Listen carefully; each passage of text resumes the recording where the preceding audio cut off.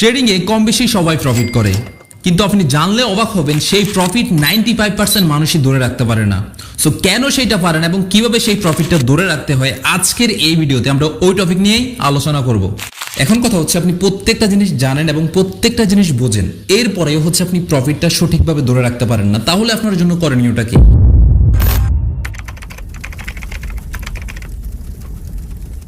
হেই WhatsApp guys, আসসালামু আলাইকুম। আশা করছি সবাই ভালো আছেন। সো আজকের এই ভিডিওটা খুবই গুরুত্বপূর্ণ একটা ভিডিও। হচ্ছে আজকে আমরা কথা বলবো কিভাবে সঠিক নিয়মে ট্রেডিং এ প্রফিট ধরে রাখতে হয়। দেখুন, ট্রেডিং এ সবাই কিন্তু আমরা কম বেশি প্রফিট করতে পারি, সেটা হতে পারে কম, হতে পারে বেশি, কিন্তু ম্যাক্সিমাম ট্রেডার সেই প্রফিট ধরে রাখতে পারে না। তার অবশ্যই বিশেষ কয়েকটা কারণ রয়েছে এবং সেই কারণগুলো যদি আমরা জানতে পারি, ডেফিনেটলি আমি মনে করি আপনারা প্রত্যেকটা ট্রেডারই ইনশাল্লাহ প্রফিটগুলোকে সঠিকভাবে ধরে রাখতে পারবেন। সো নাম্বার 1, ট্রেডিংয়ে লার্ন করার আগে আর্ন করার চিন্তা করা। যেহেতু আমরা মানুষ, আমাদের প্রত্যেকটা মানুষের মধ্যে লোভ কাজ করে বা করবে, এটা খুবই স্বাভাবিক একটা ব্যাপার। কিন্তু এখানেই হচ্ছে মেইন সমস্যা। আপনি হয়তো বা আমার ইনকাম দেখলেন বা যেই কোনো একজন ট্রেডারের ইনকাম দেখলেন, তার বাড়ি গাড়ি টাকা পয়সা অনেক কিছু দেখলেন। এখন এইটা দেখে আপনার মধ্যে একটা ইন্সপিরেশন আসলো যে আপনি হচ্ছে ট্রেড করে বা ট্রেডিং করে এভাবে হচ্ছে লাখ কোটি টাকা ইনকাম করবেন।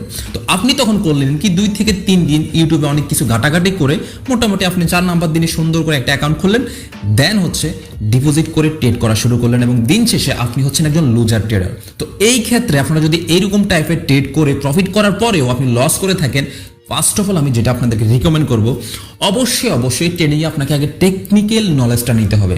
এই জন্য আপনি যেটা করতে পারেন, ট্রেডিংয়ে অবশ্যই টেকনিক্যাল নলেজটাকে গ্রো করেন। তো এই ক্ষেত্রে টেকনিক্যাল নলেজের কথা বলতে গেলে, টেকনিক্যাল নলেজে অনেক কিছু থাকে, লাইক হচ্ছে support, resistance, candlestick pattern, single candlestick pattern, double candlestick pattern, triple candlestick pattern, বা হচ্ছে মার্কেটের চার্ট প্যাটার্ন ইত্যাদি অনেক কিছু থাকে, যেইগুলো সম্পর্কে অবশ্যই আপনাকে নলেজ নিতে হবে। তবেই আপনি ট্রেডিংয়ে টেকনিক্যাল অ্যানালাইসটা খুব ভালোভাবে করতে পারবেন। সেকেন্ড যেটা হচ্ছে সবচেয়ে গুরুত্বপূর্ণ, সেটা হচ্ছে সঠিকভাবে মানি ম্যানেজমেন্ট করা। এই সঠিকভাবে যদি আমরা আমাদের মানিটাকে ম্যানেজমেন্ট না করতে পারি, কখনোই আমরা ট্রেডিংয়ে টিকতে পারবো না। সঠিকভাবে কিভাবে মানি ম্যানেজমেন্ট করতে হয়, এইটা নিয়ে আমি ডিটেলসে এই ভিডিওতে আলোচনা করব না। কজ হচ্ছে এইটা নিয়ে একদমই ডেডিকেটেড আমার একটা ইউটিউবে ভিডিও আপলোড করা আছে, আপনার প্রয়োজনে কষ্ট করে একটু হচ্ছে ওই ভিডিওটা দেখবেন, আশা করি তাহলে অনেক কিছু বুঝতে পারবেন। সো অবশ্যই ট্রেডিংয়ে যদি আপনার প্রফিটটাকে ধরে রাখতে হয় সঠিকভাবে, অবশ্যই আপনাকে মানি ম্যানেজমেন্ট করতে হবে, তার কোনো বিকল্প নাই। নাম্বার 3, মার্কেটে অবশ্যই আপনার একটা এসএল এবং টিপি ফিক্সড করতে হবে। দ্যাট মিনস হচ্ছে আপনি আজকে ধরেন ট্রেড করলেন, আজকের দিনে আপনার মেইন ক্যাপিটালের কত পার্সেন্ট পর্যন্ত প্রফিট হইলে আপনি আর মার্কেটে ট্রেড করবেন না, এবং কত পার্সেন্ট পর্যন্ত লস হইলে আপনি আর মার্কেটে ট্রেড করবেন না। এই জিনিসটা আমরা অনেকেই ম্যানেজমেন্ট করতে পারি না বিদায় আমি এমন অনেক মানুষকে দেখছি যারা হচ্ছে প্রফিট করতে দেখা যাচ্ছে তার মেইন ব্যালেন্সের কয়েক গুণ করে ফেলছে, কিন্তু এরপরেও দেখা যাচ্ছে দিন শেষে তাদের ওই প্রফিট এবং মেইন ব্যালেন্স পুরোটাই লিকুইড হয়ে তাদের ব্যালেন্স হয়ে গেছে জিরো।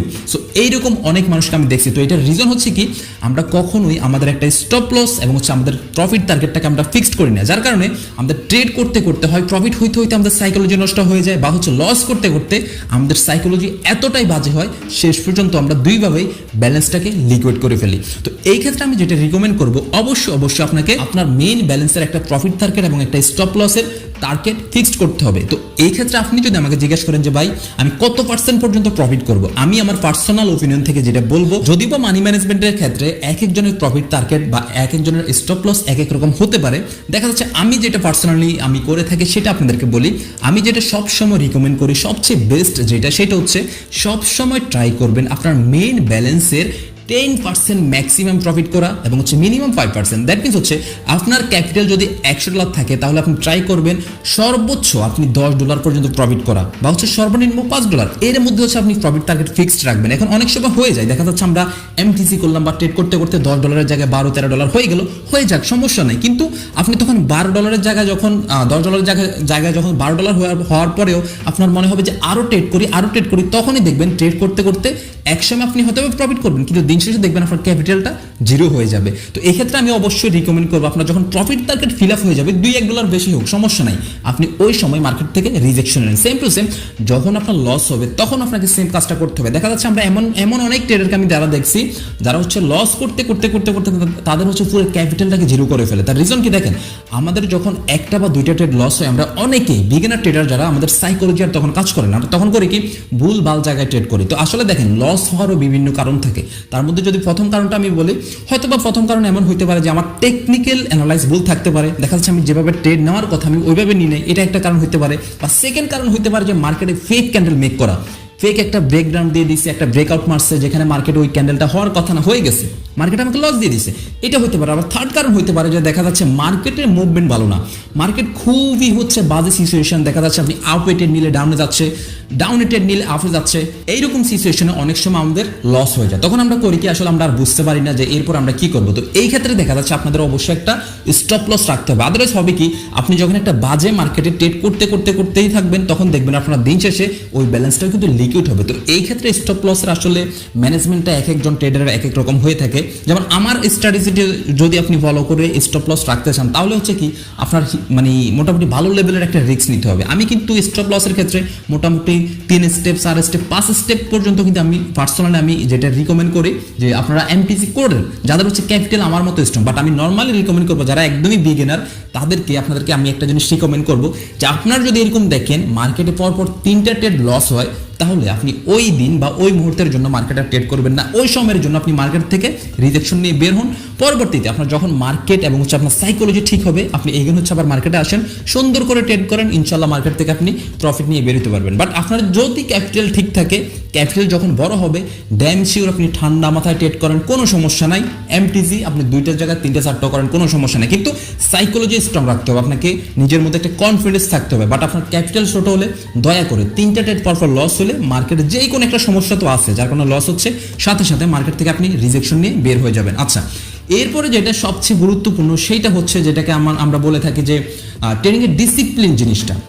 দেখেন, ট্রেনিংয়ে আসলে প্রফিটটাকে ধরে রাখার জন্য ডিসিপ্লিন জিনিসটা খুবই গুরুত্বপূর্ণ একটা জিনিস। এখন ডিসিপ্লিনের ভিতরে বলতে গেলে দেখা যাচ্ছে অনেক কিছু আছে, সেটা কি পরে, যেমন ট্রেডিংয়ে সঠিকভাবে আপনাকে মানি ম্যানেজমেন্ট করে প্রত্যেকটা ট্রেড করা, আপনার হচ্ছে প্রফিট টার্গেটটা ঠিক রাখা, স্টপ লসটা ঠিক রাখা, এবং হচ্ছে দেখা যাচ্ছে মাল্টিপল ট্রেড না করা। আমরা অনেক সময় এমনটা করে থাকি যে একটা ক্যান্ডেল আমরা মাল্টিপল ট্রেড নিতে শুরু করি। দেখা যাচ্ছে আমি এখানে ধরেন আমি একটা এক্সাম্পল দিই, আমি ধরেন এখানে একটা কনফার্মেশন পাইলাম যে মার্কেটে এই ক্যান্ডেলের পরে ক্যান্ডেলটা সাপোর্টে আসছে, এখানে উইক দেখা যাচ্ছে পরে ক্যান্ডেলটা গ্রিন হবে, আমি একটা কনফার্মেশন পাইলাম। এখন আমরা করি কি, অনেক সময় এখান থেকে একটা আপের জন্য ট্রেড নিলাম, এখন দেখা যাচ্ছে মার্কেটে আমি যখনই আপের জন্য ট্রেড নিলাম ক্যান্ডেলটা একটু নিচে আসলো, তখন আমরা করলাম কি, এখান থেকে মাল্টিপল একটার জায়গায় 5-10টা ট্রেড নিয়ে বসলাম, এখন দেখা যাচ্ছে মার্কেট আরো ডাউনে আসলো, তখন আমরা এখান থেকে আরো নিচ্ছি, তখনই আপনি দেখবেন ওই মার্কেটটা ক্যান্ডেলটা একদম এভাবে নিচের দিকে চলে আসবে এবং দিন শেষে আপনার ব্যালেন্সটা পুরোটাই লিকুইড হবে। তো এই ক্ষেত্রে আমি রিকমেন্ড করবো কখনোই মার্কেটে মাল্টিপল ট্রেড করা যাবে না, ঠিক আছে? তাহলে এটা হচ্ছে আপনার ডিসিপ্লিনের মধ্যে পড়ে যে মার্কেটে কখনোই মাল্টিপল ট্রেড করা যাবে না, এবং হচ্ছে ওভার ট্রেড, যেটা আমি একটু আগে বলছি, ওভার ট্রেড হচ্ছে কি আপনার ওই প্রফিট টার্গেট ফিক্সড হওয়ার পরে আর কখনো ট্রেড করা যাবে না। তো এইগুলো হচ্ছে ওভারঅল মার্কেটের ডিসিপ্লিন। এখন কথা হচ্ছে আপনি প্রত্যেকটা জিনিস জানেন এবং প্রত্যেকটা জিনিস বোঝেন, এরপরেও হচ্ছে আপনি প্রফিটটা সঠিকভাবে ধরে রাখতে পারেন না, তাহলে আপনার জন্য করণীয়টা কি? দেখুন, আসলে আমরা প্রফিট সবাই করি, যেটা আমি শুরুতেই বলছি, কিন্তু ধরে আমরা অনেকেই রাখতে পারি না। তো যেহেতু আমরা জানি ট্রেডিংয়ে 95% মানুষের লুজার, তার রিজন হচ্ছে দেখেন ট্রেডিং টোটালি হচ্ছে একটা সাইকোলজিক্যাল গেম, আপনি মানেন বা না মানেন, এটা একদমই সত্য। তো এক্ষেত্রে আমাদের জন্য যেটা করণীয়, আমি আপনাদেরকে পার্সোনালি যেটা রিকমেন্ড করবো এবং যেটা পার্সোনালি আমি করে থাকি, সেইটা হচ্ছে যদি আপনি দেখেন আজকের দিনে আপনার যে প্রফিট টার্গেটটা ছিল ওইটা ফিল আপ হয়ে গেছে, তখন আপনি করবেন কি, আপনার টোটাল যে ক্যাপিটালটা থাকবে আপনি সাথে সাথে ওই ক্যাপিটালটা সাথে সাথে উইথড্র করবেন। আপনার যদি মনে হয় যে এখানে 100% একটা শিওর শর্ট পাইছি, কোনোভাবেই ওই ট্রেডটা আর করার দরকার নেই, কোনোভাবেই না। আপনার টার্গেট ফিক্সড, আপনি সাথে সাথে ডলারটা টোটালটাই উইথড্র করেন, ওই দিন আর কোনোভাবে আপনি ট্রেড করবেন না। ওই দিন টার্গেট শেষ, পরের দিন আপনি সুন্দর করে আবার হচ্ছে সকালবেলা ডিপোজিট করেন, বা যেই টাইমটা আপনি ফ্রি থাকেন, আপনার সাইকোলজি ঠিক থাকে, আপনি হচ্ছে সুন্দর করে আবার হচ্ছে ডিপোজিট করেন, ডিপোজিট করে আপনার আবার ওই দিন টার্গেট ফিক্সড হবে, আপনি আবার সাথে সাথে উইথড্র করবেন। তো এইভাবে করে হচ্ছে মেইনলি আপনারা হচ্ছে প্রফিটটাকে খুব সুন্দরভাবে ধরে রাখতে পারেন, ঠিক আছে?